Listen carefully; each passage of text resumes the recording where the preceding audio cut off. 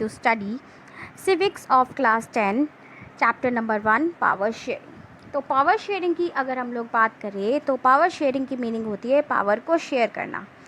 तो इस चैप्टर में हम लोग जो है दो कंट्रीज़ के केस स्टडी के थ्रू, दो कंट्रीज़ के एग्जाम्पल के थ्रू बेल्जियम और श्रीलंका पावर शेयरिंग के बारे में पढ़ेंगे। तो हम लोग जो है स्टार्ट करते हैं। तो फर्स्ट हमारी जो कंट्री है वो है बेल्जियम। और बेल्जियम की अगर हम लोग बात करें तो ये एक बहुत ही छोटी सी कंट्री है यूरोप में, और इसका एरिया वाइज अगर हम लोग बात करें तो इसका एरिया जो है हमारे हरियाणा स्टेट से भी बहुत छोटा है। इसी के ही साथ साथ ये जो कंट्री है ये अपने बाउंड्रीज शेयर करती है फ्रांस, नीदरलैंड, जर्मनी और लग्जमबर्ग के साथ। और पॉपुलेशन की अगर हम लोग बात करें तो इसकी पॉपुलेशन जो है हरियाणा के हाफ है, that means 1 crore. Ethnic composition की बात करें यानी कि यहाँ पे जो जाति है, ठीक है, तो जातीय कंपोजिशन की अगर हम लोग बात करें तो ये जो कंट्री है यहाँ पर 59% लोग जो हैं वो फ्लेमिश रीजन में रहते हैं और डच लैंग्वेज स्पीक करते हैं। 40% जो यहाँ के लोग हैं वो वेलोनिया रीजन में रहते हैं और फ्रेंच लैंग्वेज स्पीक करते हैं। और बाकी 1% लोग जो हैं वो बेल्जियंस हैं और जर्मन लैंग्वेज स्पीक करते हैं। यहाँ की कैपिटल जो है वो ब्रुसेल्स है और यहाँ पे 18% लोग जो है 80% लोग जो हैं वो फ्रेंच लैंग्वेज स्पीक करते हैं और 20% जो है डच लैंग्वेज स्पीक करते हैं। यानी कि मेजॉरिटी पीपल जो है वो फ्रेंच स्पीकिंग पीपल है और माइनॉरिटी जो है वो डच स्पीकिंग पीपल है। तो माइनॉरिटी जो कि फ्रेंच स्पीकिंग कम्युनिटी जो है यहाँ पर वो जो है बहुत ही रिच और पावरफुल थी। माइनॉरिटी जो कि फ्रेंच स्पीकिंग पीपल थी वो बहुत ही रिच और पावरफुल थी। और इसी के ही साथ साथ जो डच स्पीकिंग कम्युनिटी जो थी उनको काफ़ी हद तक बेनिफिट वगैरह नहीं मिले थे। कहाँ पर एजुकेशन वगैरह में, जॉब वगैरह में, जिसकी वजह से क्या हुआ, इस कंट्री में जो है डच स्पीकिंग पीपल और फ्रेंच स्पीकिंग पीपल दोनों कम्युनिटीज़ के बीच में काफ़ी टेंशन जो है वो क्रिएट हुई, ठीक है, 1950s से 1960s के बीच में। और ब्रुसेल्स ने जो है इस प्रॉब्लम को सॉल्व करने की कोशिश करी और मेजॉरिटी को भी साथ में लेने की कोशिश करी। तो दोबारा से मैं बता देती हूँ कि मेजॉरिटी स्पीकिंग पीपल जो थी वो कौन थे। मेजॉरिटी स्पीकिंग पीपल जो थे वो डच थे, ठीक है, डच जो थे वो मेजॉरिटी थे और जो फ्रेंच स्पीकिंग पीपल थे वो माइनॉरिटी थे। तो ये दोनों कम्युनिटीज़ थी। वहीं अगर हम लोग बात करें श्रीलंका की तो श्रीलंका जो है वो एक आइलैंड कंट्री है जो कि हमारे जो तमिलनाडु है उसके सदर्न कोस्ट पर है। इसकी पॉपुलेशन की अगर हम लोग बात करें तो इसकी पॉपुलेशन जो है हरियाणा के बराबर है, 2 करोड़। और यहाँ पर भी अगर हम लोग बात करें तो श्रीलंका में भी जो है अलग अलग एथनिक कंपोजिशन के लोग हैं, जिसमें से मेजर अगर हम लोग बात करें तो सिन्हाला स्पीकर्स हैं 74%, तमिल स्पीकर्स है 18% और तमिल स्पीकर्स में भी 2 लोग हैं, ठीक है। पहले वो लोग हैं जो कि श्रीलंका में ही रहने वाले तमिल्स हैं, यानी कि श्रीलंका के ही तमिल्स हैं और इन्हें श्रीलंकन तमिल्स बोला जाता है। So they are called Sri Lankan Tamils और ये 13% है। सेकंड अगर हम लोग बात करें तो ये इंडियन तमिल्स हैं। और इंडियन तमिल्स कौन है? इंडियन तमिल्स वो लोग हैं जिनके फोर फादर्स जो है इंडिया से ही श्रीलंका में एज अ प्लांटेशन वर्कर लेकर आए गए थे कॉलोनियल पीरियड में। तो श्रीलंका की अगर हम लोग बात करें तो श्रीलंकन तमिल्स जो है वो 2 एरिया में ज़्यादा रहते थे। कौन कौन से? नॉर्थ और eastern part of the country. और मोस्टली अगर हम लोग सिन्हाला स्पीकिंग पीपल की बात करें तो ये लोग बुद्धिस्ट थे। इसके अलावा अगर हम लोग बात करें तमिल पीपल की तो ये लोग हिंदू और मुस्लिम थे। और 7% लोग जो थे यहाँ के रहने वाले वो लोग क्रिश्चियंस थे। तो अब हम लोग अगर कंपेयर करें डच कम्युनिटी को, तो डच कम्युनिटी जो थी वो मेजॉरिटी में थी बेल्जियम में, तो वो जो है फोर्सफुली माइनॉरिटी से अपने सारे पावर ले सकती थी, लेकिन उसने ऐसा नहीं किया। यहाँ पे जो है गवर्नमेंट ने इस सिचुएशन को अपने तरीके से हैंडल किया। वहीं अगर हम लोग बात करें श्रीलंका की, तो श्रीलंका में जो है सिन्हाला कम्युनिटी के जो लोग थे, दैट मीन्स जो मेजॉरिटी पीपल थे, उन लोगों ने मेजॉरिटी का यहाँ पे फ़ायदा उठाया और माइनॉरिटीज़ को उनके राइट जो है वो नहीं दिए। तो अब हम लोग पढ़ेंगे मेजॉरिटेरियनिज़म इन श्रीलंका के बारे में। तो मेजॉरिटेरियनिज़म की अगर हम लोग बात करें तो मेजॉरिटेरियनिज़म होता क्या है, सबसे पहले हम लोग उसकी डेफिनेशन देख लेते हैं।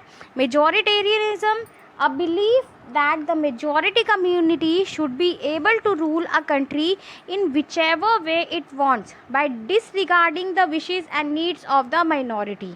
यानी कि मेजॉरिटेरियनिज़म में क्या होता है कि कोई भी कम्युनिटी जो कि मेजॉरिटी में है, ठीक है, वो अपने तरीके से अपने ढंग से जो है कंट्री को रूल कर सकती है, चाहे रूल कर सकती है, और उसमें जो है माइनॉरिटी को वो लोग बिल्कुल भी नहीं पूछेंगे, ठीक है। माइनॉरिटीज़ के राइट के बारे में भी जो है वो नहीं सोचेंगे, सिर्फ और सिर्फ किसके बेनिफिट के बारे में सोचा जाएगा, मेजॉरिटी के बेनिफिट के बारे में सोचा जाएगा। तो अब हम लोग देखते हैं कि क्या है मेजॉरिटेरियनिज़म इन श्रीलंका, यानी कि ऐसे क्या मेजॉरिटी के बेनिफिट में उन्होंने काम किए जिसकी वजह से श्रीलंका के लोगों के बीच में इतनी टेंशन क्रिएट हुई। तो श्रीलंका की अगर हम लोग बात करें तो ये इंडिपेंडेंट हुई थी 1948 में, और उसके बाद जो यहाँ के लीडर्स थे वो सिन्हाला कम्युनिटी के बने। सिन्हाला कम्युनिटी, जैसे कि हमें पता है कि यहाँ पे डोमिनेंस सिन्हाला कम्युनिटी का था, जो कि सिन्हाला यहाँ के ही रहने वाले लोग थे। तो ये जो गवर्नमेंट थी वो मेजॉरिटी में थी, जिस की वजह से उन्होंने क्या किया, उन्होंने कुछ मेजॉरिटेरियन मेजर्स जो है सिन्हाला सुप्रीमेसी के ऊपर, यानी कि सिन्हाला लैंग्वेज के सुप्रीम होने के ऊपर, सिन्हाला लैंग्वेज को अपर रखने के ऊपर जो है कि वो किए। तो क्या क्या चीज़ें उन्होंने की, 1956 में उन्होंने एक एक्ट पास करी जिसमें सिन्हाला को जो है ओनली ऑफिशियल लैंग्वेज जो है रिकॉग्नाइज किया गया, कि the only official language which will be there in Sri Lanka it will be Sinhala, ठीक है, और तमिल को उसमें जो है कुछ भी एक्सेप्टेंस नहीं दिया जाएगा। इसके अलावा they followed the preferential policies that favoured Sinhala applicant for university position and government job, यानी कि यूनिवर्सिटी पोजीशन में और गवर्नमेंट जॉब में जिसको बेनिफिट दिया जाएगा, किसको दिया जाएगा, सिन्हाला स्पीकिंग पीपल को दिया जाएगा। And the next point is a new constitution stipulated that the state shall protect and foster Buddhism, कि स्टेट जो है वो बुद्धिज़्म को बढ़ावा दे और उसे प्रोटेक्ट करे। और अगर हम लोग बात करें सिन्हाला कम्युनिटी की, तो वो सारे के सारे जो थे वो बुद्धिस्ट कम्युनिटी में ही थे। तो इन सारे मेजर्स की वजह से क्या हुआ, जो बाकी श्रीलंकन तमिल्स थे वो लोग अपने आप को एलिनिएटेड समझने लगे, अपने आप को बाकी सारे श्रीलंकन से, यानी कि सिन्हाला स्पीकिंग पीपल से जो है अलग समझने लग गए। और उनको ये लगने लग गया कि जितनी भी यहाँ पे मेजर पॉलिटिकल पार्टीज़ है जो कि बुद्धिस्ट सिन्हाला लीडर्स के थ्रू जो है रूल की जा रही है, वो लोग जो है अपनी लैंग्वेज और अपने कल्चर को बढ़ावा दे रहे हैं और उनके कल्चर और उनके जो है लैंग्वेज को बिल्कुल भी रिस्पेक्ट नहीं दे रहे हैं, जिसकी वजह से क्या हुआ, they felt that the constitution and government policies denied than equal political rights, ठीक है, कि सरकार जो है उन्हें इक्वल राइट्स जो है नहीं दे रही है, साथ ही साथ उन्हें डिस्क्रिमिनेट कर रही है जॉब से और बाकी सारी अपॉर्चुनिटीज़ से, उनके बाकी सारे इंटरेस्ट से। और इन सारी चीज़ों की वजह से क्या हुआ, इन सारी चीज़ों की वजह से दोनों कम्युनिटीज़ में, सिन्हाला और तमिल कम्युनिटीज़ के बीच में जो है एक टेंशन क्रिएट हुई। और इस टेंशन को और अपने राइट्स को जो है गेन करने के लिए जो श्रीलंकन तमिल्स थे उन्होंने क्या किया, दे launched parties and struggle for the recognition of the Tamil as official language। इन्होंने जो है खुद की पार्टीज़ बनानी चालू कर दी और काफ़ी हद तक स्ट्रगल किया ताकि तमिल को जो है ऑफिशियल लैंग्वेज जो है घोषित किया जाए। इसी के ही साथ साथ तमिल को अगर जो है ऑफिशियल लैंग्वेज घोषित किया जाएगा तो उससे क्या होगा, रीजनल ऑटोनॉमी बढ़ेगी, यानी कि जो टेंशन वगैरह क्रिएट हो रही थी रीजन वाइज वो ख़त्म हो जाएगी। साथ में इक्वालिटी ऑफ अपॉर्चुनिटीज़ बढ़ जाएगी उनके लिए एजुकेशन में, जॉब्स में, ठीक है। तो ये सारी चीज़ जो थी मतलब इक्वल अपॉर्चुनिटीज़ के लिए, अपने राइट्स के लिए उन्होंने जो है खुद की पार्टीज़ और स्ट्रगल्स वगैरह ऑर्गेनाइज करी। लेकिन बार बार जो है जो गवर्नमेंट थी उसने क्या किया, इनकी डिमांड को जो है वो बार बार जो है डिनाई करते रहे, मना करते रहे। और 1980s में काफ़ी सारी पॉलिटिकल ऑर्गेनाइजेशंस जो थी जो श्रीलंकन तमिल्स की, उन लोगों ने जो है इंडिपेंडेंट तमिल एलम यानी कि स्टेट उसको क्रिएट करने के बारे में सोचा, ठीक है। और कहाँ पर क्रिएट करने के बारे में सोचा, नॉर्थ और ईस्टर्न पार्ट ऑफ श्रीलंका में। तो यहाँ पे जो है इन्होंने इंडिपेंडेंट स्टेट बनाने के बारे में सोचा। इसी के ही साथ साथ अगर हम लोग बात करें तो ये जो दोनों कम्युनिटी के बीच में जो डिसइंटरेस्ट था, जो टेंशन था, उसकी वजह से क्या हुआ, बहुत जल्द ये टेंशन जो थी वो सिविल वॉर में जो है वो क्रिएट हो गई। अब ये सिविल वॉर क्या होता है, तो यहाँ पे जो है आपकी बुक में इसकी डेफिनेशन भी दी हुई है। Civil war is a violent conflict between opposing group within a country that become so intense that it appears like a war. यानी कि एक कंट्री में दो ग्रुप के बीच में इतनी टेंशन क्रिएट हो जाए कि वो एक वॉर का रूप ले ले, तो वो सिविल वॉर होता है। इस सिविल वॉर का रिज़ल्ट क्या हुआ, काफ़ी सारे लोग जो है वो मारे गए और इसी के ही साथ साथ काफ़ी सारी फैमिलीज़ को जो है वो अपनी कंट्री छोड़ करके जाना पड़ा, उन्हें रेफ्यूजीज़ बनना पड़ा, दूसरी कंट्रीज़ में जाना पड़ा। काफ़ी सारे लोगों की जॉब छूट गई, उनके पास खाने पीने के लिए कुछ नहीं बचा। और यही सारी चीज़ें चलते चलते जो है 2009 में जो है इसका एंड हुआ इस प्रॉब्लम का। तो अब हम लोग बात करेंगे एकोमोडेशन इन बेल्जियम की। तो आई होप के श्रीलंका के बारे में आप लोगों को पता लग गया होगा। तो अब जो है हम लोग बात करेंगे कि बेल्जियम ने किस तरीके से इस सिचुएशन को हैंडल किया। तो बेल्जियम लीडर्स ने जो है एक अलग तरीके का पाथ अपनाया और उन्होंने जो है इस चीज़ के बारे में सोचा, रीजनल डिफरेंसेस के बारे में, कि रीजनल डिफरेंसेस को जो है किस तरीके से रोका जाए, किस तरीके से जो है इस प्रॉब्लम का सोल्यूशन निकाला जाए। तो उसके लिए इन्होंने क्या किया, 1970 से लेकर के 1993 में इन लोगों ने 4 बार जो है कॉन्स्टिट्यूशन को अमेंड किया, ठीक है। 4 अमेंड की अगर हम लोग बात करें, अमेंडेड की मीनिंग होती है चेंज, यानी कि उन्होंने जो है अपने कॉन्स्टिट्यूशन में 4 बार जो है वो बदलाव किए। और क्यों ये सारे बदलाव किए गए, ताकि जो दोनों कम्युनिटीज़ है इस कंट्री में वो एकदम शांति से, एकदम हैप्पीली जो है यहाँ पे रह सके। तो इन सारी चीज़ों के लिए जो है बेल्जियम ने एक मॉडल बनाया जिसे हम लोग बेल्जियन मॉडल के नाम से जानते हैं। तो उसके कुछ पॉइंट्स हम लोग डिस्कस करेंगे जो यहाँ पे दिए गए हैं।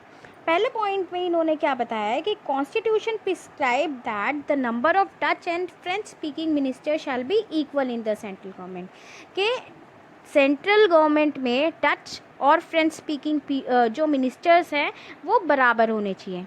इसके अलावा special laws requires the support of majority of member from each linguistic group, के स्पेशल लॉज जो है वो रिक्वायर हैं, ठीक है। स्पेशल लॉज जो है वो रिक्वायर है मेजॉरिटी के सपोर्ट के लिए, मेजॉरिटी सपोर्ट के लिए हर एक लिंग्विस्टिक ग्रुप से। लिंग्विस्टिक की मीनिंग होती है लैंग्वेज, तो हर एक लैंग्वेज से जो है मिनिस्टर्स हो, जिससे कि क्या हो कि कोई भी सिंगल कम्युनिटी जो है वो अकेले डिसीजन जो है वो ना ले। तो इसीलिए दोनों लैंग्वेज के मिनिस्टर्स जो है वो सेंट्रल गवर्नमेंट में रखे गए। सेकंड अगर हम लोग बात करें तो काफ़ी पावर्स जो थी सेंट्रल गवर्नमेंट ने वो स्टेट गवर्नमेंट को दे दी थी, वो भी दोनों रीजन के स्टेट गवर्नमेंट को, जिससे कि दोनों जो कम्युनिटीज़ हैं उनके बीच में ये जो प्रॉब्लम थी वो सॉल्व हो सके। और साथ में स्टेट गवर्नमेंट जो है सबऑर्डिनेट नहीं होगा सेंट्रल गवर्नमेंट के, यानी कि वो जो है उस सेंट्रल गवर्नमेंट जो है कोई भी फोर्स नहीं कर सकता है स्टेट गवर्नमेंट को, और स्टेट गवर्नमेंट जो है वो इंडिपेंडेंट रहेगा अपने डिसीजन लेने के लिए। ब्रुसेल्स की अगर हम लोग बात करें तो Brussels had a separate government in which both the communities have equal representation. तो ब्रुसेल्स के पास जो थी सेपरेट गवर्नमेंट थी जिसमें दोनों कम्युनिटी के इक्वल रिप्रेजेंटेशन थे। फ्रेंच स्पीकिंग पीपल जो थे उन्होंने इक्वली एक्सेप्ट किया था डच स्पीकिंग कम्युनिटी को ब्रुसेल्स में, और उन्हें इक्वल रिप्रेजेंटेशन दी गई थी सेंट्रल गवर्नमेंट में।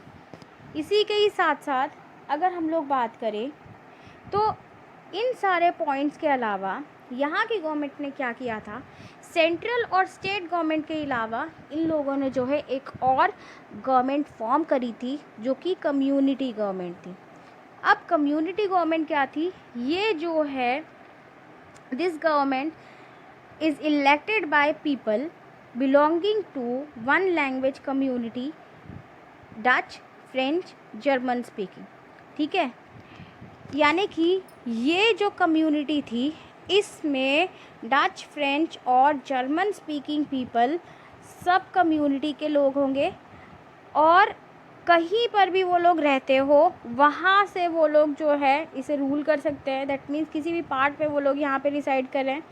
एंड ये जो गवर्नमेंट थी ये रिस्पॉन्सिबल होगी किसके लिए, कल्चरल, एजुकेशनल और लैंग्वेज रिलेटेड इश्यूज़ के लिए। तो यहाँ पर कोई भी जो प्रॉब्लम होगी cultural related, educational related, language related, उसको ये गवर्नमेंट जो है वो सॉल्व करेगी।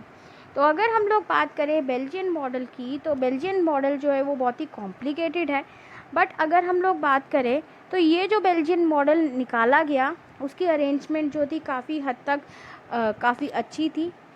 काफ़ी टेंशन जो थी दोनों कम्युनिटीज़ के बीच में वो पूरी तरीके से ख़त्म की गई, और ये जो थी, ठीक है, जो भी डिवीज़न था लैंग्वेज के बीच में दोनों कम्युनिटीज़ के बीच में वो पूरा का पूरा सॉल्व किया गया। और काफ़ी सारी कंट्रीज़ में जो है इसको जो है एप्रिशिएट किया, जिसका रिज़ल्ट ये हुआ कि जब यूरोपियन यूनियन फॉर्म हुई, जब यूरोप में जो है काफ़ी सारी कंट्रीज़ ने मिलकर के यूरोपियन यूनियन बनाई, तो ब्रुसेल्स को उसका जो है हेडक्वार्टर चूज़ किया गया। ओके,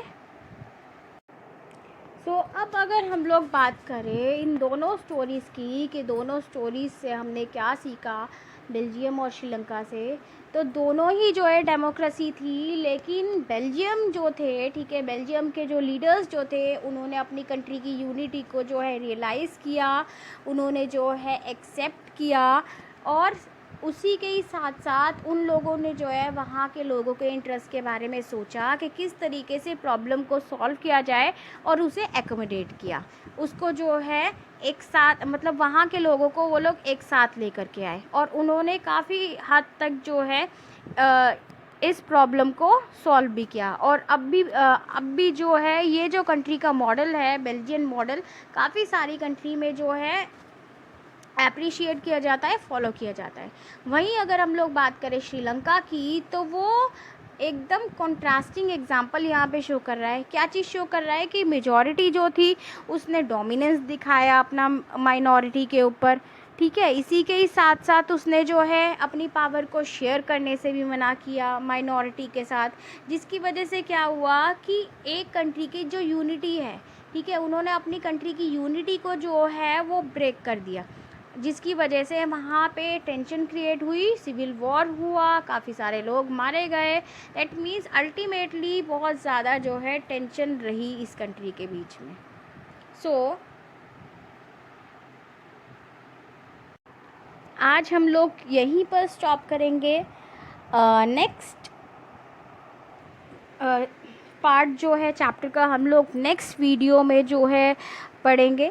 और नेक्स्ट वीडियो के लिए चैनल को सब्सक्राइब करें और नोटिफिकेशन को ऑन कर लें, जिससे कि आने वाली वीडियो सबसे पहले आपके पास पहुंच सके। Thank you very much. Till then bye.